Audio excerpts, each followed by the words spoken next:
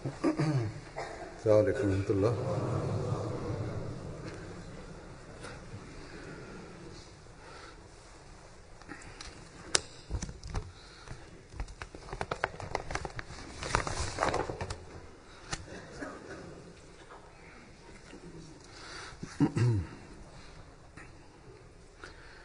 أشهد أن لا إله إلا الله وحده لا شريك له وأشهد أن محمدا عبده ورسوله أما بعد فأعوذ بالله من الشيطان الرجيم بسم الله الرحمن الرحيم الحمد لله رب العالمين الرحمن الرحيم مالك يوم الدين إياك نعبد وإياك نستعين اهدنا الصراط المستقيم صراط الذين أنعمت عليهم غير المغضوب عليهم ولا الضالين.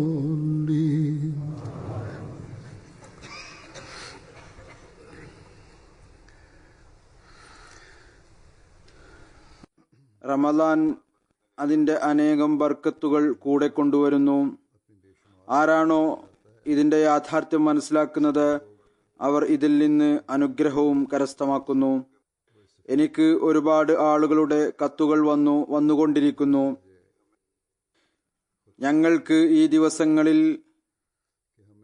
ഫർളായ ഇബാദത്തുകൾ മെച്ചപ്പെട്ട നിലയിൽ അനുഷ്ഠിക്കാൻ സാധിച്ചതോടൊപ്പം നഫലുകൾ അനുഷ്ഠിക്കാനും തൗഫീക്ക് ലഭിച്ചു. വിശുദ്ധ ഖുർആന്റെയും ഹദീസിന്റെയും ദർസുകൾ കേൾക്കാനും അവസരം ലഭിച്ചു. തറാവി നമസ്കാരം അനുഷ്ഠിക്കാനും തൗഫീക്ക് ലഭിച്ചു. അതുപോലെ തന്നെ തഹജ്ജുദിനുള്ള തൗഫീക്കും ലഭിച്ചു. അതുപോലെ തന്നെ വിശുദ്ധ ഖുർആൻ ഖത്തം തീർക്കാനുള്ള തൗഫീക്കും ലഭിച്ചു. എഴുതുന്നവർ ഇതുകൂടി എഴുതുന്നു: ഈ ദിവസങ്ങളിൽ വിസ്മയകരമായ അവസ്ഥയും സാഹചര്യവും ആയിരുന്നു. ഈ ദിവസങ്ങളിൽ ആത്മീയമായ നിലയിൽ ആനന്ദം നുകരാൻ തൗഫീക്ക് ലഭിച്ചത് ദുആ സ്വീകാര്യതയുടെയും അള്ളാഹുവിന്റെ അനുഗ്രഹങ്ങൾ കരസ്ഥമാക്കുന്നതിനും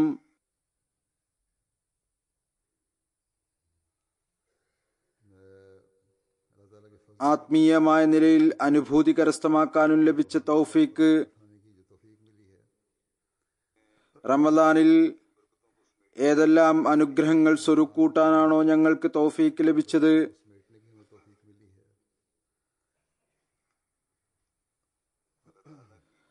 അള്ളാഹുവിന്റെ അസ്തിത്വത്തിലുള്ള വിശ്വാസത്തിൽ ലഭിച്ച തൗഫീക്ക്, അള്ളാഹു കേവലം അവന്റെ അനുഗ്രഹം കൊണ്ട് മാത്രം, അതല്ലാതെ ഞങ്ങളുടെ ഏതെങ്കിലും ശ്രേഷ്ഠത കൊണ്ടല്ല ഞങ്ങൾക്ക് ഈ ദൃശ്യം കാണിച്ചു തന്നത്, ഈ അവസ്ഥ ഉണ്ടാക്കിയത്.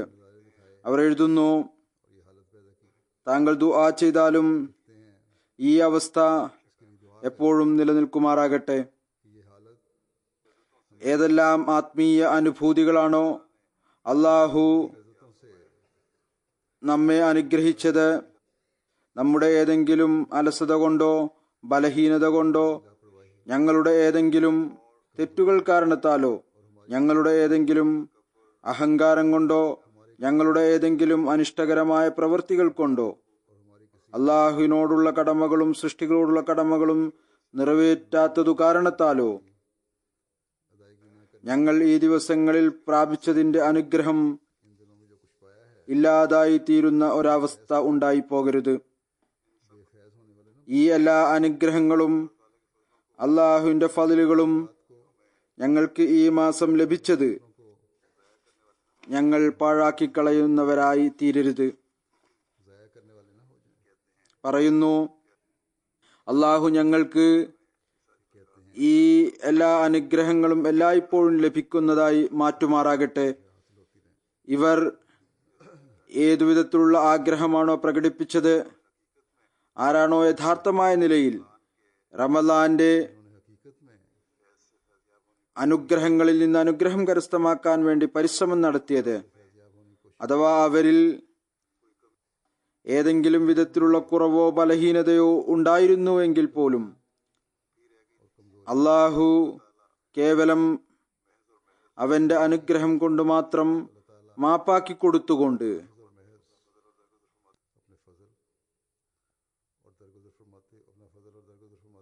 അവർ ചെയ്ത ഈ പരിശ്രമത്തിനും പ്രതിഫലം നൽകുമാറാകട്ടെ.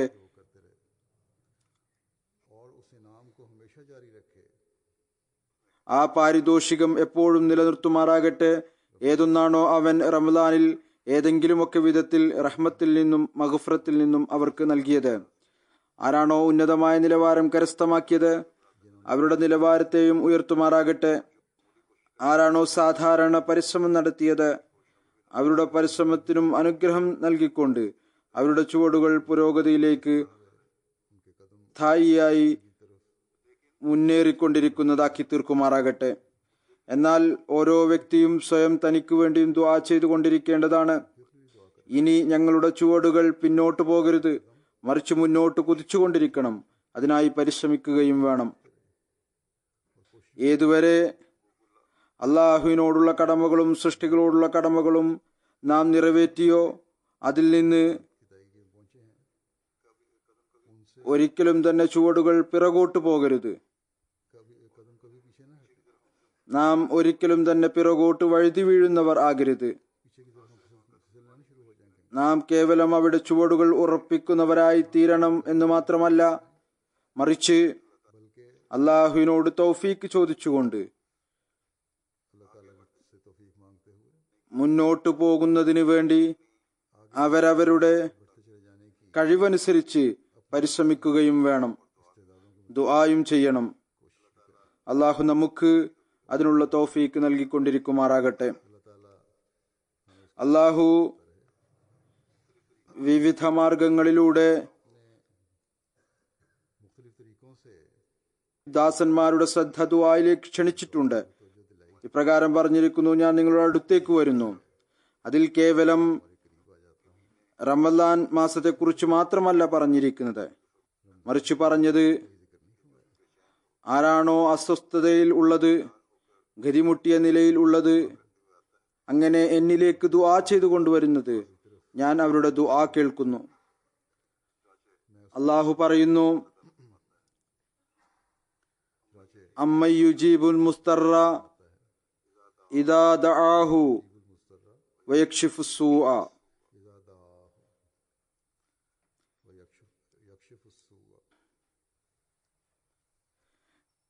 ഗതിമുട്ടിയവൻ ദുആ ചെയ്യുമ്പോൾ കേൾക്കുകയും പ്രയാസം ദൂരീകരിക്കുകയും ചെയ്യുന്നവൻ ആരാണ്?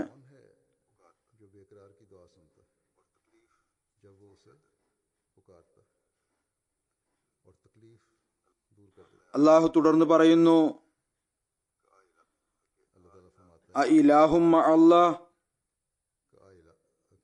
അള്ളാഹുവിനെ കൂടാതെ മറ്റു വല്ല ആരാധകനും ഉണ്ടോ ഇതെല്ലാം ചെയ്യാൻ കഴിവുള്ളവനായി? അതായത് അള്ളാഹു മാത്രമാണ് ഗതിമുട്ടിയവന്റെ ദുആ കേൾക്കുന്നത്, അയാളുടെ പ്രയാസത്തെ ദൂരീകരിക്കുന്നത്.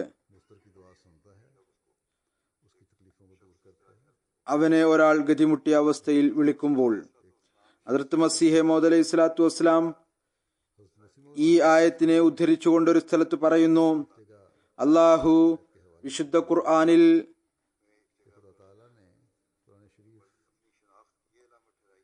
തന്നെ തിരിച്ചറിയുന്നതിനുള്ള അടയാളമായി ഒരു സ്ഥലത്ത് പറഞ്ഞിരിക്കുന്നത്, നിങ്ങളുടെ അള്ളാഹു ഗതിമുട്ടിയവന്റെ ദുആ കേൾക്കുന്ന അള്ളാഹുവാണ്.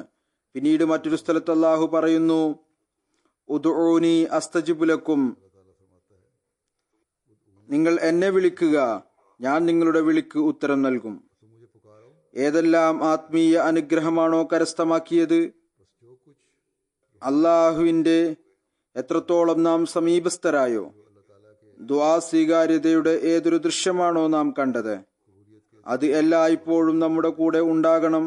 അഥവാ നാം എല്ലായ്പ്പോഴും നമ്മുടെ കൂടെ ഉണ്ടാകും. അഥവാ നാം നമ്മുടെ ബലഹീനതകൾ ഉണ്ടായിട്ടും അള്ളാഹു ദുആ സ്വീകരിക്കുകയും തന്റെ സാമീപ്യത്തിന്റെ ദൃശ്യം കാണിച്ചു തരികയും ചെയ്തുവെങ്കിൽ അത് ഈ കാര്യം നമുക്ക് പഠിപ്പിച്ചു തരുന്നതിന് വേണ്ടിയാണ്, ഈ കാര്യത്തിലേക്ക് നമ്മുടെ ശ്രദ്ധയെ തിരിക്കുന്നതിന് വേണ്ടിയാണ് ഞാൻ നിങ്ങൾക്ക് നൽകിയിരിക്കുന്ന സാമീപ്യം. അതിനെ സ്ഥിരമായി നിലനിർത്തുന്നതിനു വേണ്ടി പരിശ്രമിക്കണം. അള്ളാഹുവിൽ ഒരു വിധത്തിലുള്ള വിലക്കുകളും ഇല്ല. അതായത് അവൻ കേവലം റമദാൻ മാസത്തിൽ മാത്രമേ സമീപത്ത് വരികയുള്ളൂ, അല്ലെങ്കിൽ ഒരാൾ എന്തെങ്കിലും പ്രവർത്തിക്കുകയോ പ്രവർത്തിക്കാതിരിക്കുകയോ ചെയ്യട്ടെ, അവൻ തീർച്ചയായും അയാൾക്ക് റമദാനിൽ അവന്റെ സാമീപ്യം നൽകും. ഈ മാസം അവൻ അല്ലെങ്കിൽ ഈ ദിവസങ്ങൾ അവൻ പ്രത്യേകപ്പെടുത്തിയിരിക്കുന്നത് അത് ഈ കാര്യത്തിലേക്ക് ശ്രദ്ധ തിരിപ്പിക്കുന്നതിന് വേണ്ടിയാണ്. മനുഷ്യൻ സമൂഹമായ നിലയിൽ ഈ കാര്യങ്ങളിലേക്ക് ശ്രദ്ധിക്കുമ്പോൾ ബലഹീനരും ഈ കാര്യത്തിലേക്ക് ശ്രദ്ധിക്കുന്നു. അതല്ല എങ്കിൽ അവന്റെ ഈ പ്രഖ്യാപനം എല്ലായ്പ്പോഴേക്കുമാണ്, ഇന്നി ഖരീബ്, ഞാൻ എല്ലായ്പ്പോഴും നിങ്ങളുടെ സമീപത്താണ്, വരൂ എന്റെ സാമീപ്യത്തിൽ നിന്ന് അനുഗ്രഹം കരസ്ഥമാക്കിക്കൊണ്ടു പോകൂ. റമദാനിൽ നിങ്ങൾ ജമാഅത്തി നിലയിലും ഒരു പരിശ്രമം എന്ന നിലയിലും എന്റെ അടുത്ത് വരുന്നതിനും എന്റെ സമീപത്ത് വരാനും പരിശ്രമിക്കുന്നു. അതുകൊണ്ട് ഞാൻ എന്റെ പ്രത്യേക ഔദാര്യം കൊണ്ട് എന്റെ അനുഗ്രഹത്തിൽ വർധനവുണ്ടാക്കുന്നു. അതല്ല എങ്കിൽ ദുആയിലേക്ക് ശ്രദ്ധ ക്ഷണിച്ചുകൊണ്ട്, അള്ളാഹുവിന്റെ സാമീപ്യത്തിന്റെ മാർഗം പറഞ്ഞു തന്നുകൊണ്ട്. റസൂൽ തിരുമേനി സല്ലല്ലാഹു അലൈഹി വസല്ലം പറഞ്ഞു, നമ്മുടെ നാഥൻ രാത്രിയുടെ മധ്യയാമത്തിൽ ദാസന് ഏറ്റവും സമീപത്തായിരിക്കും. പറയുന്നു, അഥവാ നിങ്ങൾക്ക് സാധ്യമാണ് എങ്കിൽ ആ സമയം നിങ്ങൾ അള്ളാഹുവിനെ സ്മരിക്കുന്നവരായി തീരുക. അല്ലെങ്കിൽ സാധിക്കുമെങ്കിൽ അങ്ങനെ തീർച്ചയായും ആയിത്തീരുക. റമദാനിലെ ദിവസങ്ങളിൽ ഒരുപാട് പേർക്ക് നഫൽ നമസ്കരിക്കുന്ന ശീലം ഉണ്ടായത്, അഥവാ ഇതിൽ സ്ഥിരത കൈവരിക്കാൻ ശ്രമിക്കുകയാണെങ്കിൽ, ഇതിനായി ദുആ ചെയ്യുകയാണ് എങ്കിൽ, ഇതിനായി രാത്രിയിൽ ദൃഢനിശ്ചയം ചെയ്തുകൊണ്ട് ഉറങ്ങുകയാണെങ്കിൽ അള്ളാഹുവിന്റെ ഈ സാമീപ്യം കാരണം എപ്പോഴും പ്രയോജനമെടുക്കാൻ സാധിക്കും.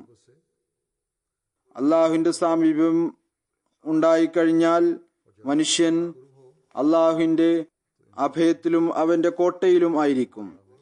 ഈ സാമീപ്യം രാത്രിയിലെ ദുആയോടൊപ്പം പകൽ സമയത്തും അള്ളാഹുവിന്റെ സ്മരണ കൊണ്ടും ഇബാദത്ത് കൊണ്ടും ലഭിക്കുന്നതായിരിക്കും. റസൂൽ തിരുമേനി സല്ലല്ലാഹു അലൈഹി വസല്ലം ദൈവസ്മരണയിലേക്ക് ശ്രദ്ധ ക്ഷണിച്ചുകൊണ്ട് വളരെ താക്കീത് ചെയ്തുകൊണ്ടുള്ള വാക്കുകളാൽ പറഞ്ഞു, ദിക്റെ ഇലാഹി ചെയ്യുന്ന ആളും ദിക്റെ ഇലാഹി ചെയ്യാത്ത ആളും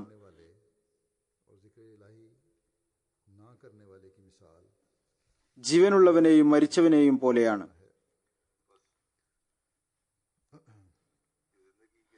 ജീവിതത്തിന്റെ ഈ സംവിധാനം അള്ളാഹു നമുക്ക് വേണ്ടി മുഴുവൻ വർഷവും വെച്ചിട്ടുണ്ട്. ദൈവസാമീപ്യത്തിന്റെ സംവിധാനം മുഴുവൻ വർഷത്തേക്കും അവൻ വെച്ചിട്ടുണ്ട്. ദുആ സ്വീകാര്യതയുടെ സംവിധാനം എല്ലായ്പ്പോഴും ഒരുക്കി വെച്ചിട്ടുണ്ട്. കേവലം ഏതാനും ദിവസത്തേക്ക് തങ്ങളെ പരിമിതപ്പെടുത്തിക്കൊണ്ട് മറ്റു ദിവസങ്ങളിൽ അള്ളാഹുവിന്റെ കാര്യങ്ങളിലേക്ക് ശ്രദ്ധിക്കാതിരിക്കുന്നത് മനുഷ്യനെ മൃതനാക്കി കളയുന്നു. അഥവാ യഥാർത്ഥ ജീവിതം നാം കരസ്ഥമാക്കണമെങ്കിൽ വർഷത്തിലെ മറ്റു 11 മാസങ്ങളിലും അള്ളാഹുവിനെ ഓർത്തിരിക്കേണ്ടത് അനിവാര്യമാണ്. റസൂൽ തിരുമേനി സല്ലല്ലാഹു അലൈഹി വസല്ലം ഒരു സ്ഥലത്ത് താക്കീത് ചെയ്തുകൊണ്ട് അള്ളാഹുവിന്റെ ദിക്റിനെ കുറിച്ചും അവനെ സ്മരിക്കുന്നതിനെ കുറിച്ചും കൽപ്പന നൽകി. ഒരു റിവായത്തിൽ വരുന്നു, റസൂലുള്ളാഹി സല്ലല്ലാഹു അലൈഹി വസല്ലം തിരുമേനി പറഞ്ഞു, ഞാൻ നിങ്ങൾക്ക് കൽപ്പന നൽകുന്നു, അള്ളാഹുവിനെ കൂടുതലായി സ്മരിക്കുക.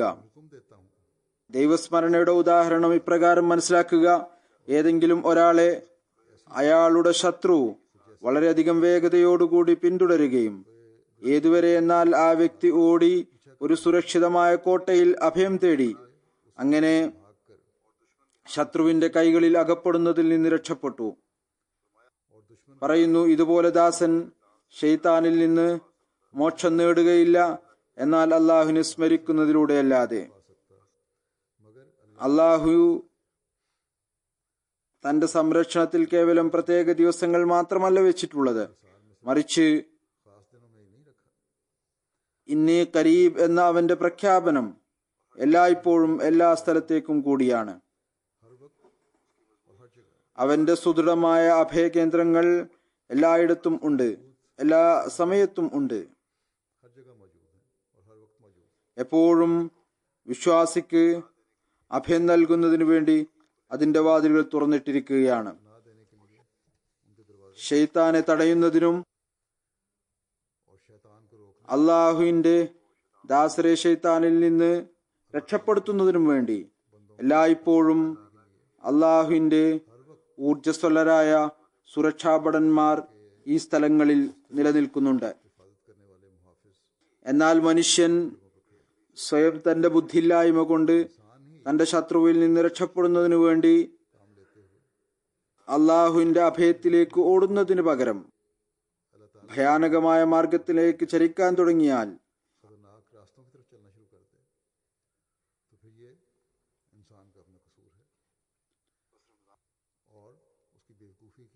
ഇത് മനുഷ്യന്റെ തെറ്റായ പ്രവൃത്തിയാണ്. അവന്റെ വിഡ്ഢിത്തത്തിന്റെയും ബുദ്ധിയില്ലായ്മയുടെയും പര്യായമാണ്. റംസാൻ ഏതൊരു സുരക്ഷിത കോട്ടയിൽ വരാനും പ്രവേശിക്കാനുള്ള ശ്രമമാണോ നടത്തിയത്, ഏതൊന്നിലാണോ അഭയം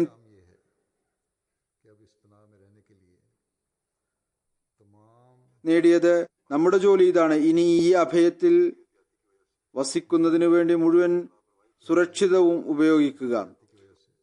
അതല്ലാതെ നമ്മുടെ ഏതെങ്കിലും ശ്രദ്ധയില്ലായ്മ കാരണം, നിസ്സാരവൽക്കരണം കാരണം കോട്ടയിൽ നിന്ന് പുറത്തായി നമ്മുടെ ഏറ്റവും മോശമായ ശത്രുവിന്റെ കൈകളിൽ അകപ്പെട്ടുന്നവരായി തീരരുത്. ദുആയിലേക്കും നന്മ അനുഷ്ഠിക്കുന്നതിലേക്കും വളരെയധികം ശ്രദ്ധിക്കേണ്ടതിന് ആവശ്യം എല്ലാവർക്കും എല്ലായ്പ്പോഴും ഉണ്ട്. നാം എപ്പോഴും അള്ളാഹു നൽകിയിരിക്കുന്ന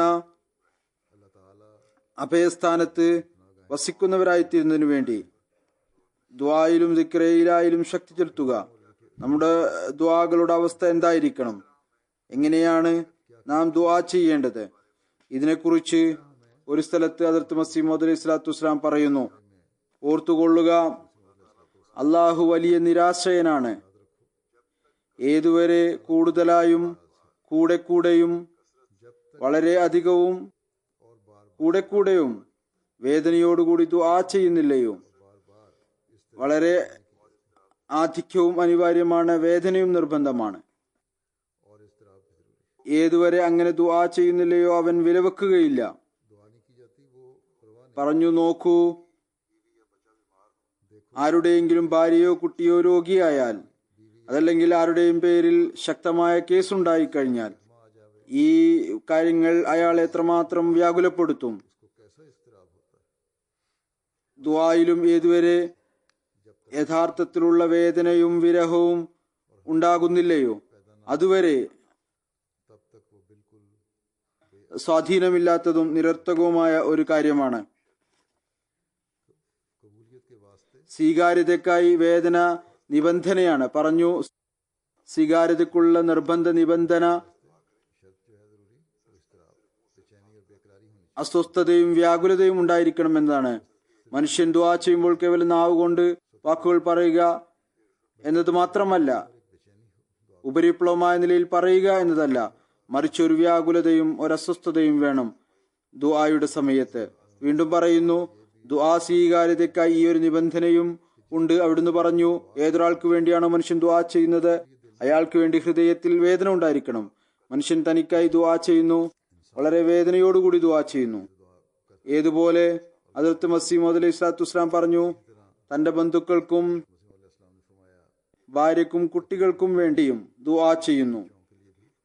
അവരുടെ പ്രയാസത്തിന്റെ നേരത്ത് വളരെ വേദനയോടുകൂടി ദുആ ചെയ്യുന്നു. എന്നാൽ നമ്മുടെ ജോലി,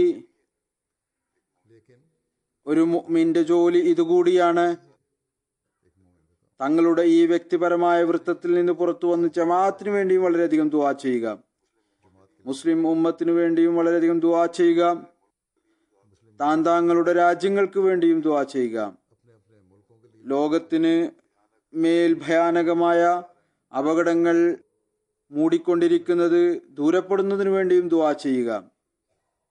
ഇപ്രകാരം ദുആ ചെയ്യുക. ഹൃദയത്തിൽ വേദന കൊണ്ട് ദുആ ഉയരണം.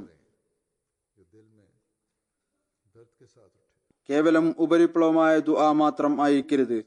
ഹദ്റത്ത് മസീഹ് മൗഊദ് അലൈഹി സ്വലാത്തു വസ്സലാം ഒരു അവസരത്തിൽ പറഞ്ഞു, എന്റെ വിശ്വാസം ഇതാണ്, ദുആയിൽ ശത്രുക്കളെ പോലും പുറത്താക്കരുത്. എത്രത്തോളം ദുആ വിശാലമായി തീരുന്നുവോ അത്രത്തോളം ദുആ ചെയ്യുന്ന ആൾക്കും പ്രയോജനം ഉണ്ടാകും. ദുആയിൽ എത്രത്തോളം പിശുക്ക് കാണിക്കുന്നുവോ, ലുബ്ധ് കാണിക്കുന്നുവോ, കുറവ് കാണിക്കുന്നുവോ അത്രത്തോളം അള്ളാഹുവിന്റെ സാമീപ്യത്തിൽ നിന്നും വിദൂരപ്പെട്ടുകൊണ്ടിരിക്കും.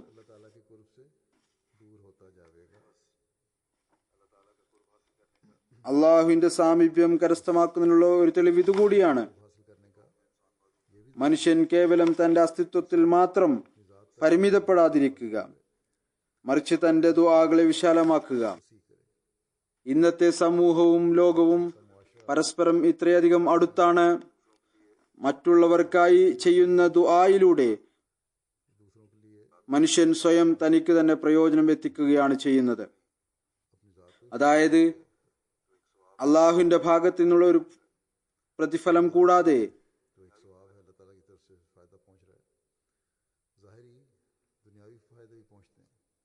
പ്രത്യക്ഷമായ ഭൗതിക പ്രയോജനം ഉണ്ടാകുന്നു. കാരണം പരസ്പരം പ്രത്യക്ഷമായ നിലയിൽ തന്നെ ഒരാളുടെ സ്വാധീനം മറ്റൊരാളിൽ ഉണ്ടാകുന്നു. ഒന്നാമതായി തങ്ങളുടെ ദുആകളിൽ, സ്ഥിരമായ ദുആകളിൽ ജമാഅത്തിനെയും ഉൾപ്പെടുത്തുക.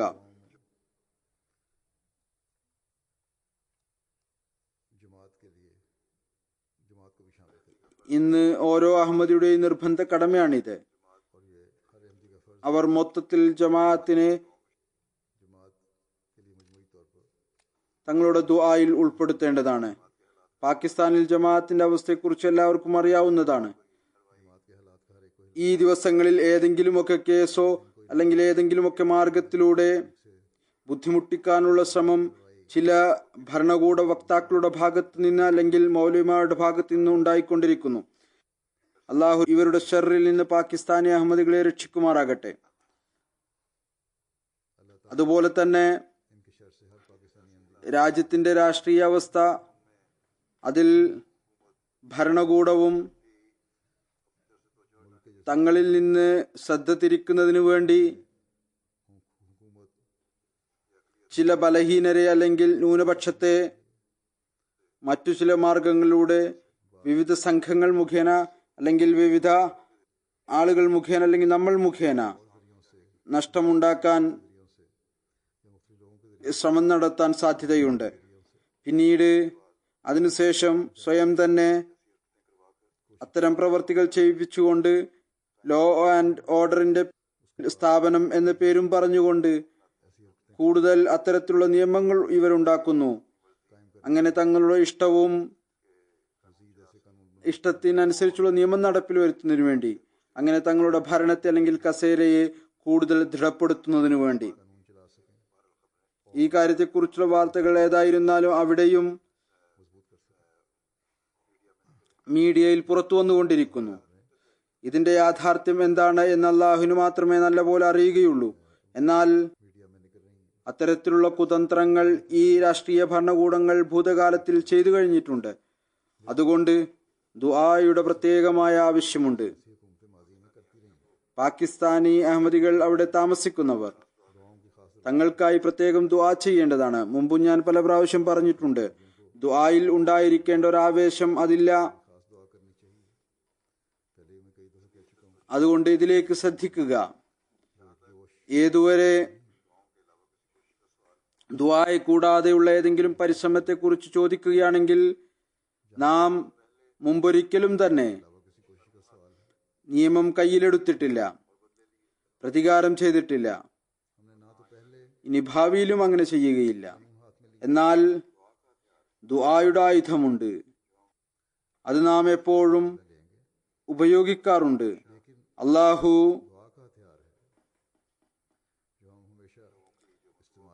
എല്ലായ്പ്പോഴും ഇവരുടെ ആസൂത്രണങ്ങളിൽ നിന്ന് ജമാഅത്തിനെ ഇല്ലായ്മ ചെയ്യുന്നതിനു വേണ്ടിയുള്ള ഇവരുടെ ആസൂത്രണങ്ങളിൽ നിന്ന് രക്ഷപ്പെടുത്തിക്കൊണ്ടിരിക്കുന്നു. അള്ളാഹു ഇൻഷാ അല്ലാഹ് ഭാവിയിലും രക്ഷപ്പെടുത്തും എന്ന് മാത്രമല്ല, ഇൻഷാ അല്ലാഹു തആല ജമാഅത്ത് പുരോഗതിയുടെ ലക്ഷ്യത്തിലേക്കും മുമ്പത്തേക്കാൾ കൂടുതൽ വേഗതയിൽ ചുവടുകൾ വെക്കുന്നതാണ്. അതുപോലെ തന്നെ അൾജീരിയയിൽ ജമാഅത്തിനെതിരിൽ ഒരു വ്യവസ്ഥാപിതമായ പ്ലാനിങ്ങോടുകൂടി നടപടികൾ ഉണ്ടായിക്കൊണ്ടിരിക്കുന്നു. എന്നാൽ ഏതാനും ചിലരല്ലാതെ എല്ലാ അഹമ്മദികളും ദൃഢചിത്തരായിക്കൊണ്ട് തങ്ങളുടെ ഈമാനിൽ അടിയുറച്ചു നിൽക്കുകയാണ്. അവർ എനിക്കെഴുതുന്നു, താങ്കൾ വ്യാകുലപ്പെടരുത്, ഞങ്ങൾ എല്ലാവിധത്തിലുള്ള ത്യാഗങ്ങളും ചെയ്യാൻ തയ്യാറാണ്. എന്നല്ല ഒരാൾ ഇപ്രകാരം എഴുതി, താങ്കൾ പറയുന്നു ഇവിടെ പുതിയ ജമാഅത്താണ് എന്ന്. ശരിയാണ്, ഞങ്ങൾ കഴിഞ്ഞ 10 വർഷം കൊണ്ടുണ്ടായ ജമാഅത്താണ്. എന്നാൽ ത്യാഗങ്ങൾ ചെയ്യുന്നതിന്റെ ഞങ്ങളുടെ ചരിത്രം അത് വളരെ പഴയതാണ്. അതുകൊണ്ട് ഞങ്ങൾ ത്യാഗം മുമ്പ് ചെയ്തിട്ടുണ്ട് എങ്കിൽ ഇപ്പോൾ ഞങ്ങൾ സത്യം കണ്ടു കഴിഞ്ഞപ്പോൾ ഞങ്ങൾ ത്യാഗം ചെയ്യുകയില്ല എന്നത് എങ്ങനെ സാധിക്കാനാണ്? ഭരണകൂടത്തിന് അവിടെ മനസ്സിലാകുന്നില്ല ഇവർ ഏതുതരം ആളുകളാണ്. ഇവർ ഒരു വിധത്തിലുള്ള കഠിനമായ പ്രതിപ്രവർത്തനം ചെയ്യുന്നില്ല. തങ്ങളുടെ ഈമാനിൽ നിന്ന് പിന്നോട്ടു പോവുകയും ചെയ്യുന്നില്ല. സ്ത്രീകളും പുരുഷന്മാരും എല്ലാവിധത്തിലുള്ള ശിക്ഷയും സ്വീകരിക്കാൻ തയ്യാറാണ്. എന്നാൽ തങ്ങളുടെ ഈ വിശ്വാസത്തിൽ നിന്ന് പിറകോട്ടു പോകാൻ തയ്യാറല്ല. ഇതെല്ലാം തന്നെ അഹമ്മദികളുടെ കയ്യിൽ ദുആയുടെ ആയുധമുണ്ട് എന്നതുകൊണ്ടാണ്, അള്ളാഹുവിന്റെ ഫളിൽ വിശ്വാസമുണ്ട് എന്നതുകൊണ്ടാണ്. ഈ കാര്യത്തിൽ അവർ അടിയുറച്ചു വിശ്വസിക്കുന്നു. ഈ പരീക്ഷണത്തിന്റെ കാലഘട്ടം ഒരു ദിവസം അവസാനിക്കും. അള്ളാഹു തീർച്ചയായും ഞങ്ങളുടെ ദുആ കേൾക്കും.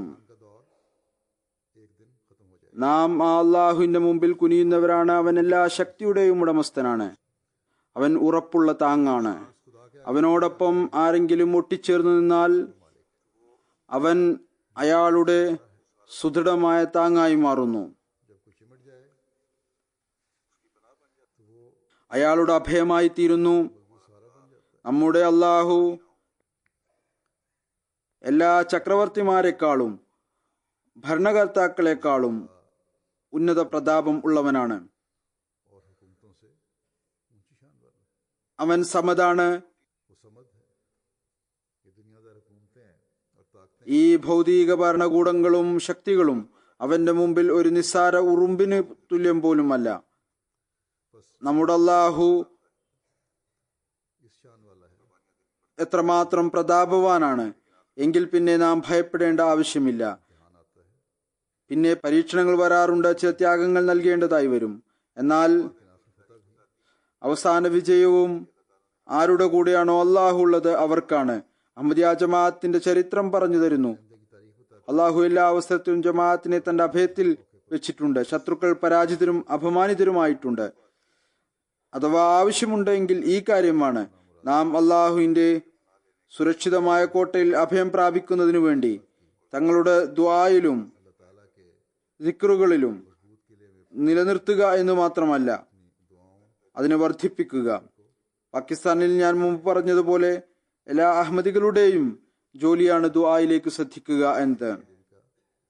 തങ്ങൾക്ക് നേരിട്ട് യാതൊരു അപകടവുമില്ല എന്ന് വിചാരിക്കുന്നവർ ഈ കാര്യങ്ങൾ അവരെ ദുആയിൽ അലസരാക്കിയിട്ടുണ്ട് എങ്കിൽ, ദുആയിലേക്ക് പൂർണ്ണമായ ശ്രദ്ധയില്ല എങ്കിൽ അവരും ഓർത്തുകൊള്ളുക,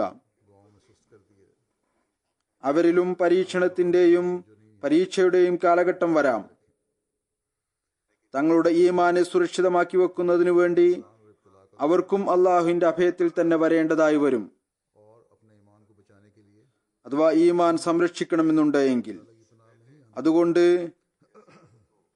അത്തരത്തിലുള്ള അവസ്ഥകൾ ഉണ്ടാകുന്നതിന് മുമ്പ് ദുആയിലേക്ക് ശ്രദ്ധിക്കുക. ഞാൻ പറഞ്ഞതുപോലെ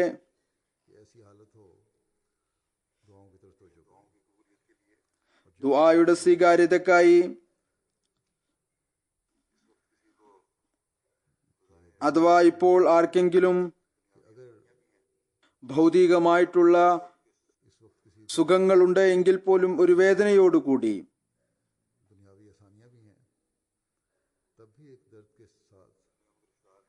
അഹമ്മദി സഹോദരന്മാർ പ്രയാസങ്ങളിലും ബുദ്ധിമുട്ടുകളിലും അകപ്പെട്ടിരിക്കുന്നവർ, അവർക്ക് വേണ്ടി ദുആ ചെയ്യുക. അള്ളാഹു അവരുടെ ജമാഅത്തിയായ പ്രശ്നങ്ങളും ദൂരീകരിച്ചു തരുമാറാകട്ടെ, അവരുടെ വ്യക്തിപരമായ പ്രയാസങ്ങളും ദൂരീകരിച്ചു തരുമാറാകട്ടെ. മറ്റുള്ളവർക്ക് വേണ്ടി ദുആ ചെയ്യുന്നതിലൂടെ ദുആ ചെയ്യുന്ന ആളുടെ പ്രയാസവും ദൂരീകരിക്കപ്പെട്ടു പോകുന്നു. ഇതുപോലെ മുമ്പ് പറഞ്ഞു കഴിഞ്ഞിട്ടുണ്ട്. പുറം രാജ്യങ്ങളിൽ, യൂറോപ്പിൽ, പുരോഗമന രാജ്യങ്ങളിൽ താമസിക്കുന്നവർ അവർ തങ്ങൾ സുരക്ഷിതനാണ് എന്ന് വിചാരിക്കരുത്. ഇപ്പോൾ ഇസ്ലാമിന് എതിരിൽ ഈ പാശ്ചാത്യ വികസിത രാജ്യങ്ങളിൽ വീശുന്ന കാറ്റ് അത് അഹമ്മദികളെയും ബാധിക്കും. തീർച്ചയായും നാം പറഞ്ഞുകൊണ്ടിരുന്നാലും ഞങ്ങൾ മറ്റു മുസ്ലിങ്ങൾ പ്രവർത്തിക്കുന്നത് പോലെ പ്രവർത്തിക്കുന്നവരല്ല. ഞങ്ങൾ സമാധാനപൂർണമായ ഇസ്ലാമിന്റെയും സ്നേഹവും അനുകമ്പയും ഉള്ള ഇസ്ലാമിക അധ്യാപനങ്ങൾ അനുസരിച്ച് പ്രവർത്തിക്കുന്നവരാണ്. നമ്മൾ എന്താണ് എന്നെല്ലാവർക്കും അറിയില്ല. ഹദ്റത്ത് മസീഹ് മൗഊദ് അലൈഹി സ്വലാത്തു വസ്സലാമിന്റെ നിയോഗത്തിന്റെ ഉദ്ദേശം എന്താണ് എന്നറിയില്ല.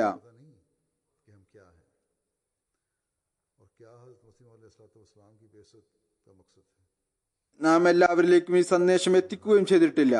ഹദ്റത്ത് മസീഹ് മൗഊദ് അലൈഹി സ്വലാത്തു വസ്സലാമിന്റെ മിഷൻ എന്താണ്?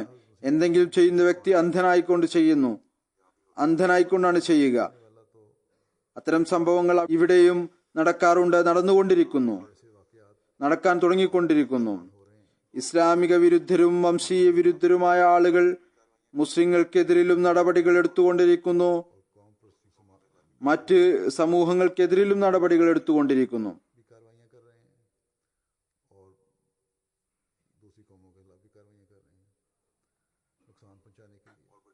നഷ്ടമുണ്ടാക്കാൻ വേണ്ടി എന്നല്ല. ഒരു അഹമ്മദി എഴുതി, എന്റെ മുതലാളി എന്റെ ജോലി കാരണം വലിയ സന്തോഷത്തിലായിരുന്നു, എന്നെ വളരെ അധികം പുകഴ്ത്തുമായിരുന്നു, അതുപോലെ എന്റെ സ്വഭാവത്തിലും വളരെയധികം സ്വാധീനിക്കപ്പെട്ടിരുന്നു. എന്നാൽ കുറച്ചു കാലമായി അദ്ദേഹത്തിന്റെ സ്വഭാവം മാറിയിരിക്കുന്നു. എന്നല്ല, മുസ്ലിങ്ങൾ എതിരിലായത് കാരണം എനിക്കും എതിരായിരിക്കുന്നു. അത് കാരണം അയാൾ എന്നെ ജോലിയിൽ നിന്നും പുറത്താക്കാൻ ആഗ്രഹിച്ചുകൊണ്ടിരിക്കുന്നു. ഇതേ സംഭവങ്ങൾ തന്നെയാണ് മെല്ലെ മെല്ലെ വർദ്ധിച്ചുകൊണ്ടിരിക്കുന്നത്. അഥവാ ഇതിന് സമയത്ത് ചികിത്സ നടത്തിയില്ല എങ്കിൽ, ഇതിനുള്ള ചികിത്സ ദുആ അല്ലാതെ മറ്റൊന്നും തന്നെയില്ല.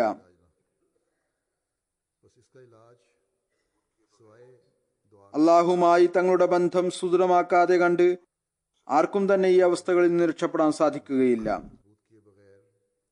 അള്ളാഹുവിന്റെ കൽപ്പന ഇതായിരിക്കെ, എന്നിലേക്ക് നിങ്ങൾ പൂർണ്ണമായ നിലയിൽ വരികയാണെങ്കിൽ ഞാൻ നിങ്ങളുടെ വിളിയും ദുആയും കേൾക്കുന്നതായിരിക്കും.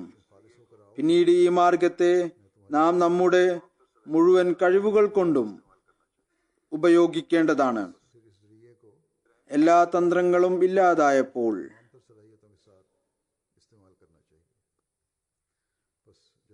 തവ്വാബായ അള്ളാഹു മാത്രമേ ഉള്ളൂ എന്ന അവസ്ഥ നമുക്ക് ഉണ്ടാക്കിയെടുക്കേണ്ടതായി വരും. അതല്ലാതെ യാതൊരു രക്ഷയുമില്ല. ഇതുകൂടാതെ പുറത്തു പോകാൻ സാധ്യമല്ല. നമുക്ക് ഈ പ്രയാസങ്ങളുടെയും പരീക്ഷണങ്ങളുടെയും ഇതുകൂടാതെ പുറത്തു വരാൻ സാധ്യമല്ല. ഇത് കേവലം മുസ്ലിങ്ങളുടെയും അഹമ്മദികളുടെയും അവസ്ഥകളുടെ മാത്രം കാര്യമല്ല, മറിച്ച് മുഴുവൻ ലോകത്തിന്റെയും അവസ്ഥ ആ വിധത്തിലായിക്കൊണ്ടിരിക്കുന്നു.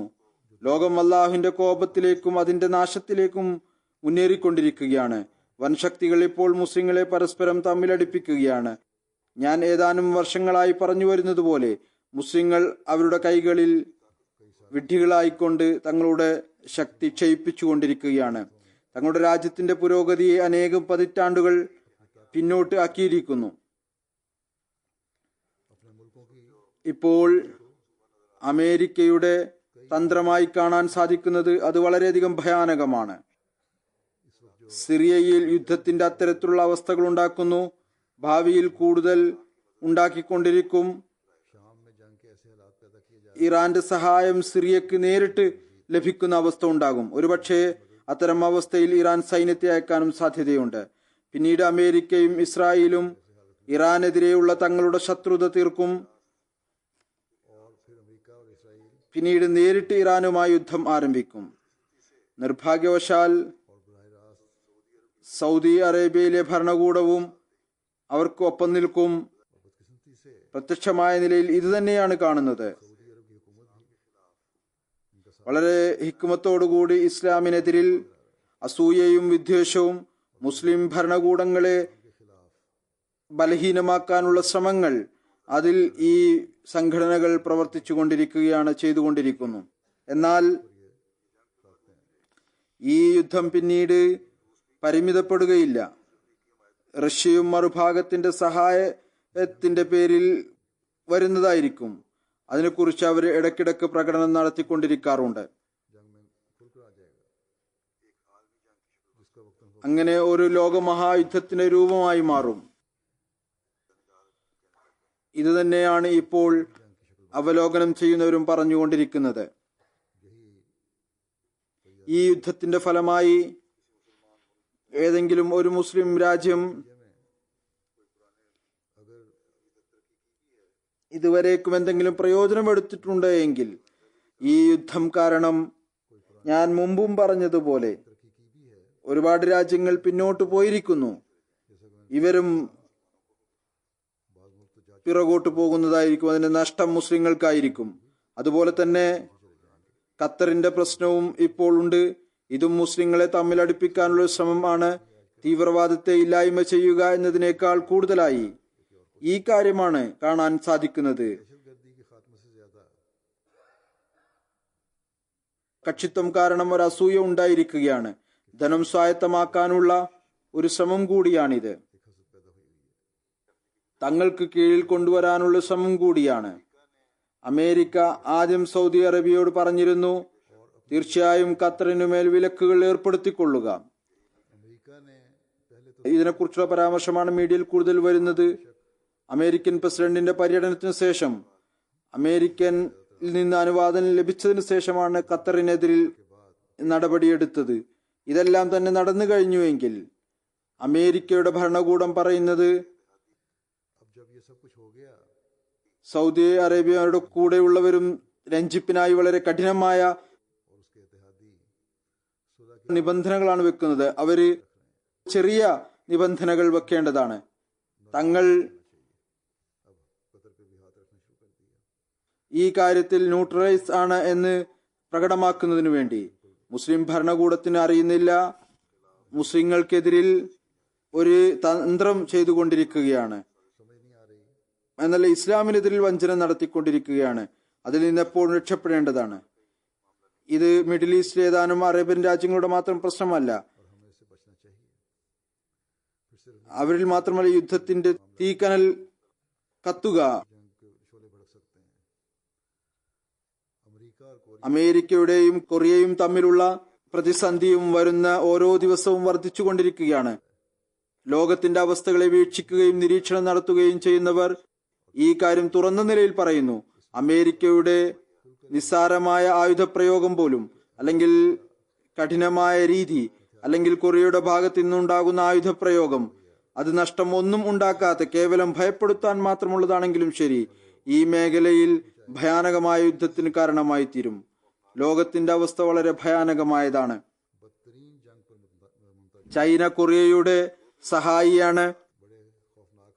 എന്നാൽ അവരും അവസ്ഥയുടെ സങ്കീർണതയും യുദ്ധത്തിന്റെ ഭയാനകമായ ഫലത്തെയും മനസ്സിലാക്കിക്കൊണ്ട് കൊറിയയെ മനസ്സിലാക്കി കൊടുക്കാൻ ശ്രമം നടത്തുന്നു. അമേരിക്കയെയും മനസ്സിലാക്കി കൊടുക്കാൻ ശ്രമം നടത്തുന്നു.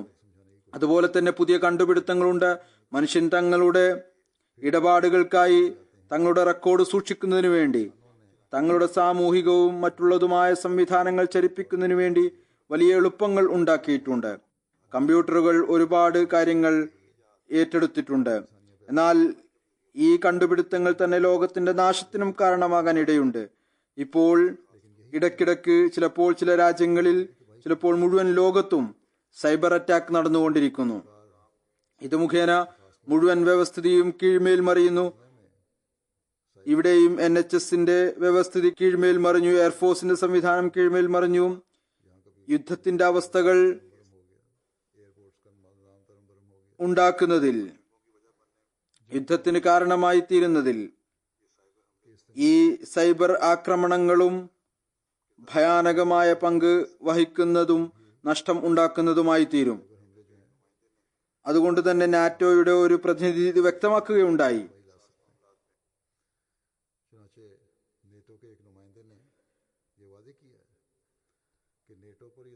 നാറ്റോ ലോകത്തിലെ ഈ സങ്കീർണമായ പ്രശ്നങ്ങളിൽ ലോകത്തെവിടെയെങ്കിലും വെച്ച് സൈബർ ആക്രമണം നടന്നാൽ അത് ഒരു നാശകാരിയായ യുദ്ധത്തിൽ കൊണ്ടെത്തിക്കുകയും ചെയ്യുന്നു. നാശകാരിയായ യുദ്ധത്തിന് കാരണമായി തീരും.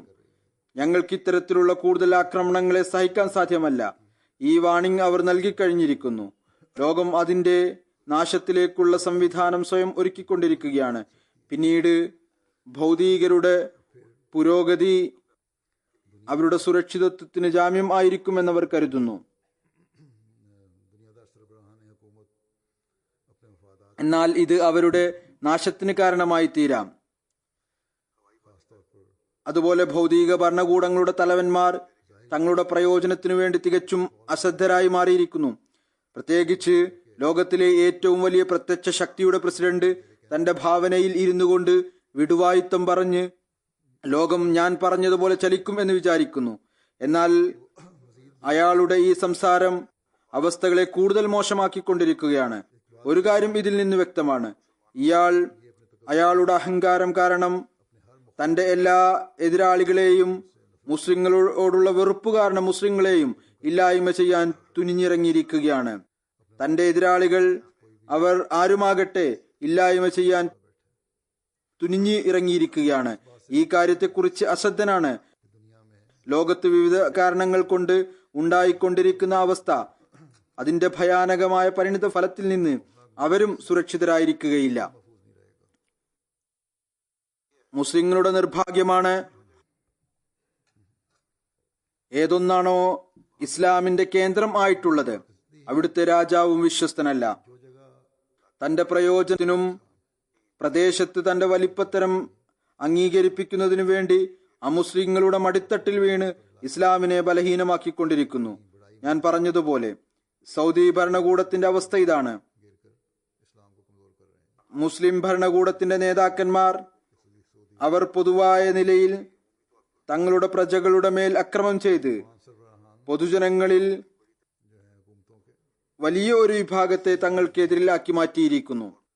പിന്നീട് ഭരണകൂടങ്ങളെ സുസ്ഥിരമാക്കുന്നതിനു വേണ്ടി കൂടുതൽ അക്രമം ചെയ്തു കൊണ്ടുപോകുന്നു.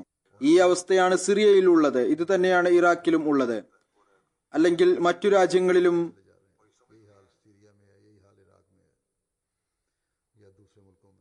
ഈ വിധത്തിൽ ഇത് തന്നെയാണ് നടക്കുന്നത്. അവർ വിചാരിക്കുന്നത് ഈ കാര്യങ്ങൾ കൊണ്ട് ഈ പ്രശ്നം പരിഹരിക്കപ്പെടും എന്നാണ്. എന്നാൽ ഇതിനുള്ള പരിഹാരം റസൂൽ തിരുമേനി സല്ലല്ലാഹു അലൈഹി വസല്ലം പറഞ്ഞതാണ് എന്ന കാര്യം മനസ്സിലാക്കുന്നില്ല. അത് മസീഹെ മൗദിനെയും മഹദി മഹൂദിനെയും വിശ്വസിക്കുക എന്നതാണ്. നമ്മൾ അഹമ്മദികൾ ബലഹീനരാണ്. നമ്മുടെ കയ്യിൽ ഒരു ശക്തിയും ഇല്ല, നമ്മുടെ കയ്യിൽ ധനം ഇല്ല, നമ്മുടെ കയ്യിൽ ഭരണം ഇല്ല. എന്നാൽ നമ്മൾ ഭാഗ്യവാന്മാരാണ്. നാം റസൂൽ തിരുമേനി സല്ലല്ലാഹു അലൈഹി വസല്ലമയുടെ നിർദ്ദേശം അനുസരിച്ച് വരാനിരിക്കുന്ന മസീഹിനെയും മഹദിയെയും വിശ്വസിച്ചു. അദ്ദേഹവുമായിട്ടാണ് ഇനി ലോകത്തിന്റെ സമാധാനവും ശാന്തിയും നിലനിൽക്കുന്നത്. ഇത് സ്ഥാപിതമാവുക ഹസ്രത്ത് മസീഹ് മൗഊദ് അലൈഹി സ്വലാത്തു വസ്സലാം പറഞ്ഞു തന്ന മാർഗത്തിൽ പ്രവർത്തിക്കുന്നതിലൂടെ ആയിരിക്കും.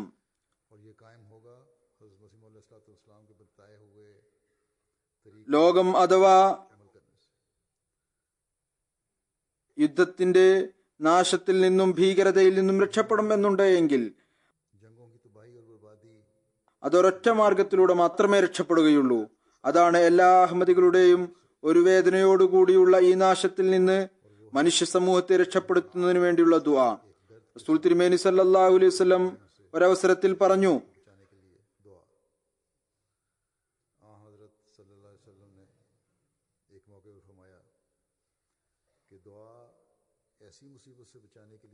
ദുആ ഇറങ്ങിക്കഴിഞ്ഞ മുസീബത്തിൽ നിന്ന് പോലും രക്ഷപ്പെടുത്തുന്നതാണ്.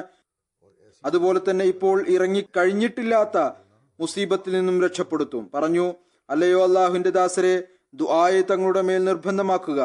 റസൂൽ തിരുമേനി സല്ലല്ലാഹു അലൈഹി വസല്ലമയുടെ നിർദ്ദേശം അനുസരിച്ച് നാം ദുആയിൽ വളരെയധികം ശക്തി ചെലുത്തേണ്ടതാണ്. ഇന്നോരോ അഹമ്മദിയുടെയും നിർബന്ധ കടമയാണ് ലോകത്ത് ജീവിക്കുന്ന മനുഷ്യരുടെ വേദനയെ മനസ്സിലാക്കിക്കൊണ്ട്, ആ വരാനിരിക്കുന്ന പ്രയാസങ്ങളെയും ബുദ്ധിമുട്ടുകളെയും മനസ്സിലാക്കിക്കൊണ്ട്, അതിപ്പോൾ അവരുടെ മേൽ വന്നു കഴിഞ്ഞിട്ടില്ല, അതിനെക്കുറിച്ച് അവർക്ക് ചിന്ത പോലും ഇല്ല. ഭരണകൂടങ്ങളും മറ്റൊരു വിഭാഗവും തങ്ങളുടെ ലക്ഷ്യം നേടുന്നതിനു വേണ്ടി അത്തരത്തിലുള്ള പ്രവർത്തനങ്ങൾ ചെയ്തുകൊണ്ടിരിക്കുകയാണ്. എന്നാൽ ലക്ഷക്കണക്കിന് കോടിക്കണക്കിന് നിഷ്കളങ്കരായവർ ലോകത്തുണ്ട്, ആ രാജ്യങ്ങളുണ്ട്. അവരോട് എന്താണ് ചെയ്തുകൊണ്ടിരിക്കുന്നത് എന്നോ എന്താണ് അവർക്ക് സംഭവിക്കാൻ പോകുന്നത് എന്നോ യാതൊരു അറിവുമില്ല. അവർ നിഷ്കളങ്കരും ഒരു കുഴപ്പവും ഉണ്ടാക്കാത്തവരാണ്. അവർക്ക് വേണ്ടി നാം ദുആ ചെയ്യേണ്ടത് നമ്മുടെ നിർബന്ധ കടമയാണ്. ഈ ഭൗതികരായ ആളുകൾ അവർ വിചാരിക്കുന്നത്, ഞാൻ പറഞ്ഞതുപോലെ ഞങ്ങൾ ഭൗതികമായ കോട്ടകളിൽ വസിച്ചുകൊണ്ട് ഈ പരിണിത ഫലങ്ങളിൽ നിന്ന് രക്ഷപ്പെടും എന്നാണ്. എന്നാൽ ആപത്തും നാശങ്ങളും വളരെ വേഗതയിൽ വർദ്ധിച്ചുകൊണ്ടിരിക്കുകയാണെന്ന് മനസ്സിലാക്കുന്നില്ല. ഇന്ന് മസീഹെ മഊദിന്റെ ദാസന്മാരുടെ ജോലിയാണ് തങ്ങൾക്ക് വേണ്ടി ദുആ ചെയ്യുന്നതോടൊപ്പം അള്ളാഹു തങ്ങളെ ദീനിൽ നിലനിർത്തുകയും ഉറപ്പിച്ചു നിർത്തുകയും ചെയ്യട്ടെ. അള്ളാഹുമായുള്ള ബന്ധത്തിലും ദുആയിലേക്കുള്ള ശ്രദ്ധയിലും തങ്ങൾ മുന്നോട്ടു പോകുന്നവരായി തീരട്ടെ. തങ്ങളുടെ പ്രയാസങ്ങളും ബുദ്ധിമുട്ടുകളും ദൂരീകരിക്കുമാറാകട്ടെ. അതോടൊപ്പം തന്നെ മുസ്ലിം ഉമ്മത്തിനു വേണ്ടിയും ദുആ ചെയ്യുക. അള്ളാഹു അവർക്കും ബുദ്ധി നൽകുമാറാകട്ടെ. അവർ തങ്ങളുടെ സ്ഥാനം മനസ്സിലാക്കുമാറാകട്ടെ. തങ്ങളുടെ ഉത്തരവാദിത്വം മനസ്സിലാക്കുന്നവരായി തീരട്ടെ. അന്യരുടെയും ഇസ്ലാം വിരുദ്ധ ശക്തികളുടെയും വലയിൽ അകപ്പെടുന്നവരാകാതിരിക്കട്ടെ. അള്ളാഹു അവരുടെ സുരക്ഷിതത്വത്തിനും അവരുടെ പുരോഗതിക്കും വേണ്ടി തന്റെ ഏതൊരു സത്യസന്ധനായ ദാസനെയാണോ അയച്ചിരിക്കുന്നത് അവർ അദ്ദേഹത്തെ വിശ്വസിക്കുന്നവരായി തീരട്ടെ. അതുപോലെ തന്നെ ഒരു വേദനയോടുകൂടി മനുഷ്യ സമൂഹത്തെ നാശത്തിൽ നിന്ന് രക്ഷപ്പെടുത്തുന്നതിന് വേണ്ടിയും ദുആ ചെയ്യുക. യുദ്ധങ്ങൾ മാറിപ്പോകാൻ വേണ്ടിയും ദുആ ചെയ്യുക. ദുആ മുഖേനയും സദക്കകൾ മുഖേനയും പരീക്ഷണങ്ങൾ മാറിപ്പോകും. അഥവാ പരിഷ്കരണത്തിലേക്ക് ലോകം ചായുകയാണ് എങ്കിൽ യുദ്ധം മാറിപ്പോകാനും സാധ്യതയുണ്ട്. നാം ഈ കാര്യത്തിൽ സന്തോഷത്തിലല്ല. ലോകത്തിലെ ഒരു ഭാഗം നശിക്കണം, എന്നിട്ട് ബാക്കിയുള്ള ലോകത്തിന് ബുദ്ധി വരണം. അങ്ങനെ അവർ അള്ളാഹുവിലേക്ക് തിരിയുന്നവരാകണം. അങ്ങനെ വന്ന ആളെ അവർ വിശ്വസിക്കുന്നവരായി മാറണം. മറിച്ച് നാം ഈ കാര്യത്തിലാണ് സന്തോഷിക്കുന്നത്. അതിനുവേണ്ടിയാണ് നമ്മൾ പരിശ്രമിക്കുന്നത്, ദുആ ചെയ്യുന്നത്. അള്ളാഹു ആരെയും തന്നെ അവരുടെ ദുഷ്ചെയ്തി കാരണം നാശത്തിൽ അകപ്പെടുത്തരുത്. ലോകത്തിന് ബുദ്ധി നൽകുമാറാകട്ടെ. അവർ മോശമായ പര്യവസാനത്തിൽ നിന്ന് രക്ഷപ്പെടുമാറാകട്ടെ. എന്നതോടൊപ്പം നാം അവർക്ക് വേണ്ടി ദുആയും ചെയ്യണം.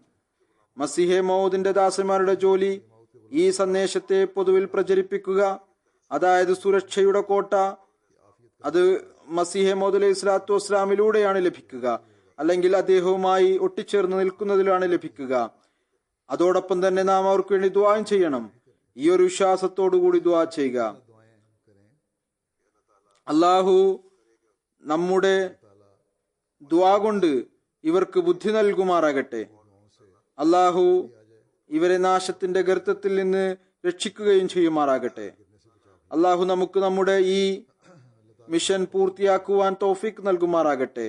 ഏതൊന്നാണോ ഹദ്റത്ത് മസീഹ് മൗഊദ് അലൈഹി സ്വലാത്തു വസ്സലാം കൊണ്ടുവന്നത് ലോകത്തെ റസൂൽ തിരുമേനി സല്ലല്ലാഹു അലൈഹി വസല്ലം തിരുമേനിയുടെ പതാക കീഴിൽ കൊണ്ടുവരണം. അതിനായി തങ്ങളുടെ മുഴുവൻ കഴിവുകളും പരിശ്രമങ്ങളും പ്രവൃത്തിപഥത്തിൽ കൊണ്ടുവരിക. ദുആകളെയും പാരമ്യതയിലെത്തിക്കുക. ഹദ്റത്ത് മസീഹ് മൗഊദ് സ്വല്ലല്ലാഹു ഇസ്ലാമിന്റെ വിജയം ദുആയിലൂടെയാണ് നടക്കുക.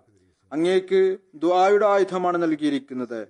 ഞാൻ പറഞ്ഞതുപോലെ ഇനി റമദാന് ശേഷവും നാം അള്ളാഹുമായി സുദൃഢമായ ബന്ധം ഉണ്ടാക്കി ദുആയിലും ഇബാദത്തുകളിലും മുന്നോട്ട് തന്നെ ചൂടുകൾ വെക്കേണ്ടതാണ്.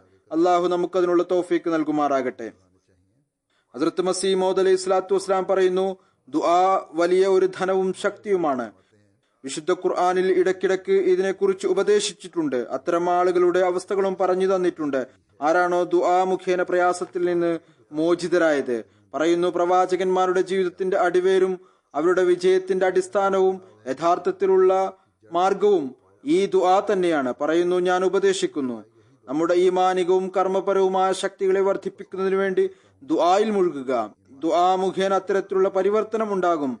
അത് അള്ളാഹുവിന്റെ അനുഗ്രഹത്താൽ ശുഭപര്യവസാനത്തിൽ കൊണ്ടെത്തിക്കും. അള്ളാഹു നമ്മുടെ എല്ലാവരുടെയും പര്യവസാനം ശുഭമാക്കി തീർക്കട്ടെ. നാം ഒരിക്കലും ശൈത്താന്റെ മടിയിൽ വീഴുന്നവരാകാതിരിക്കട്ടെ. അള്ളാഹുവിന്റെയും അവന്റെ റസൂലിന്റെയും കൽപ്പനയനുസരിച്ച്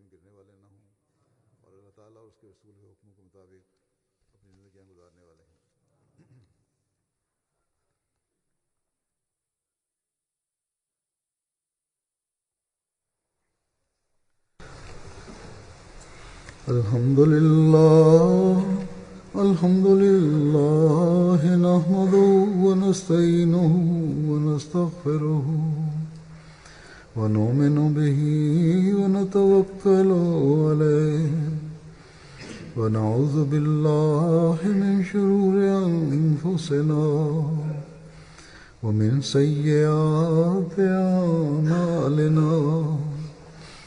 من يهده الله فلا مضل له ومن يضلل فلا هادي له ونشهد أن لا إله إلا الله ونشهد أن محمدا عبده ورسوله. عباد الله رحمكم الله إن الله يأمر بالعدل والإحسان وإيتاء ذي القربى وينهى عن الفحشاء والمنكر والبغي يعظكم لعلكم تذكرون.